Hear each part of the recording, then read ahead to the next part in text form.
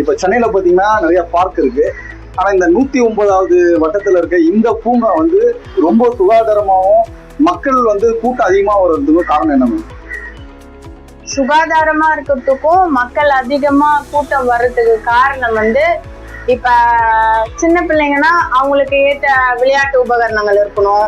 இப்ப வயதானவர்கள்லாம் பாத்தீங்கன்னா அவங்களுக்கு ஏற்ற மாதிரி சுற்றுச்சூழல் இருக்கணும்.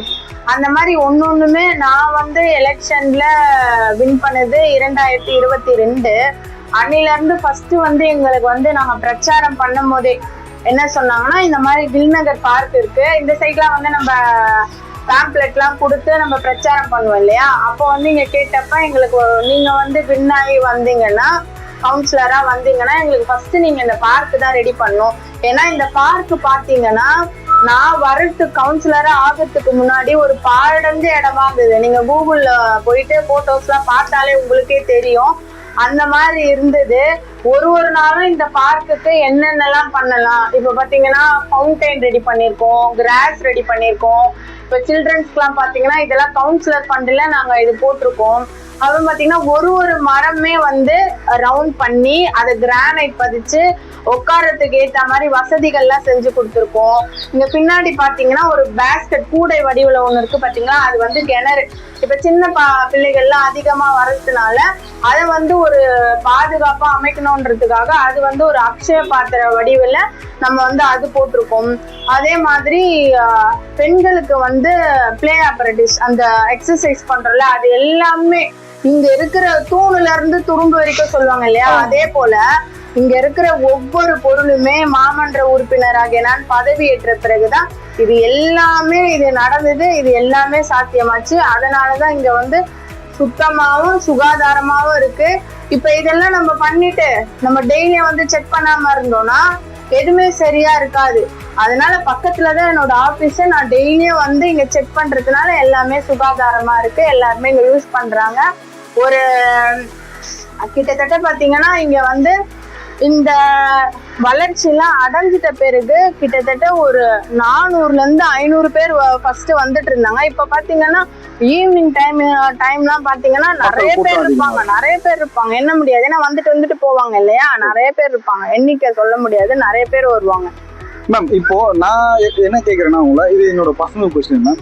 இப்போ உங்களால ஒரு மாமன்ற உறுப்பினராக நீங்க இந்த 109வது இவ்வளவு சிறப்பா பண்ணும்போது இப்ப சென்னையில இருக்க மற்ற கவுன்சிலர்ஸும் இதை இனிஷியேட் பண்ணிட்டு பண்ணலாம்ல மேம்? இதுக்கான முயற்சிகளை எடுக்கலாம்ல? அது கண்டிப்பா எடுக்கலாம். என்ன பொறுத்த வரைக்கும் நம்ம வந்து நம்முடைய மனசாட்சிக்கு கரெக்டா நடக்கணும். ஏன்னா பொதுமக்கள் வந்து ஃபர்ஸ்ட் கவுன்சிலரா இருந்தாங்க, அவங்க நல்லா வேலை செய்யல, சரி அடுத்து வரவங்களுக்கு வாய்ப்பு கொடுக்கலான்னு சொல்லிட்டு தான் வந்து அடுத்த வேட்பாளர் மாமன்ற உறுப்பினர் வேட்பாளர் வந்து நிறுத்தும் போது இவங்க வேலை செய்வாங்கன்ற ஒரு எண்ணத்துலதான் அவங்க வந்து ஓட் போடுறாங்க. அந்த மக்களுடைய அந்த ஓட்டுக்கு வந்து நம்ம நம்பிக்கைக்குரிய பாத்திரமா இருக்கணும். சரி, அதனால இப்ப எல்லாருமே நினைப்பாங்க இல்லையா, நம்ம ஓட்டு போட்டது வேஸ்ட் ஆகல. இப்ப தில்நகர் சைட்லாம் பாத்தீங்கன்னா இந்த பார்க்குக்கு பேக் சைட்ல இருக்க மக்கள்லாம் பாத்தீங்கன்னா நாங்க பிரச்சாரம் பண்ண போகும்போதே எங்களை சொல்லிட்டாங்க, அந்த சைட்லாம் யாரும் ஓட்டு போடலாம் வரமாட்டாங்க, அதனால அந்த சைடு போக வேண்டாம் அப்படி சொல்லிட்டாங்க. ஆனா அதே கில்நகர்ல இருக்கிற எல்லாருமே இப்ப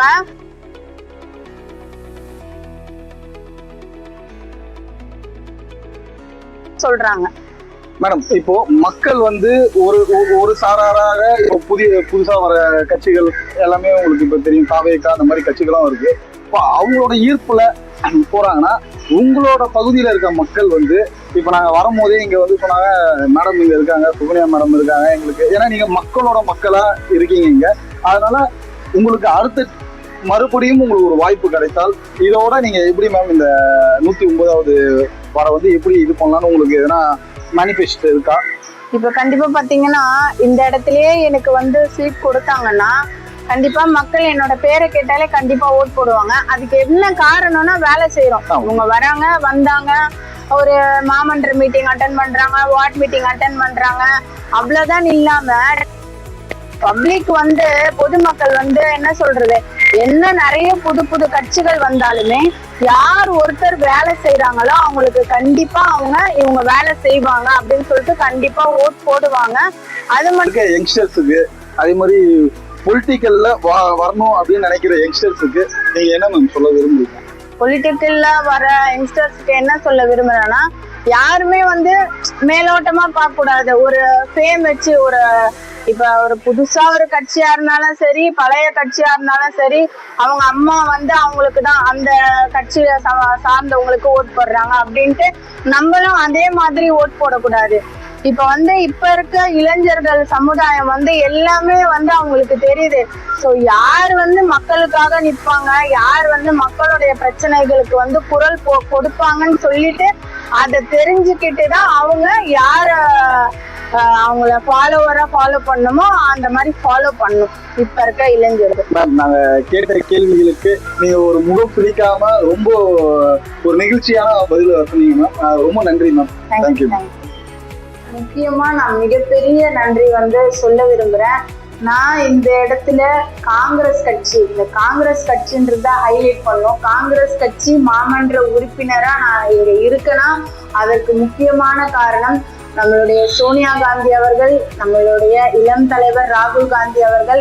அது மட்டும் இல்லாம கடைக்கோடி தொண்டர்களும் வந்து பதவியில இருக்கலாம், அதிகாரத்துல இருக்கலாம்னு சொல்லிட்டு எங்க மேல நம்பிக்கை வச்சு நாங்க காங்கிரஸ்ல மாமன்ற உறுப்பினரா இங்க இருக்கிறதுக்கு முழு காரணமா இருக்கிற எங்களுடைய ஐயா திரு சிதம்பரம் அவர்களுக்கும், சிவகங்கை நாடாளுமன்ற உறுப்பினர் திரு கார்த்திக் ப சிதம்பரம் அவர்களுக்கும் என்னுடைய சார்பாகவும் எங்களுடைய பகுதி வாழ் மக்களின் சார்பாகவும் மிகப்பெரிய நன்றியை தெரிவித்துக் கொள்கிறேன்.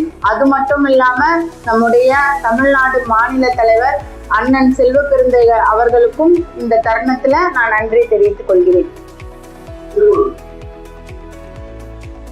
திருக்குறள்: அஞ்சாமை ஈகை அறிவு ஊக்கம் இந்நான்கும் எஞ்சாமை வேந்தருக்கு இயல்பு.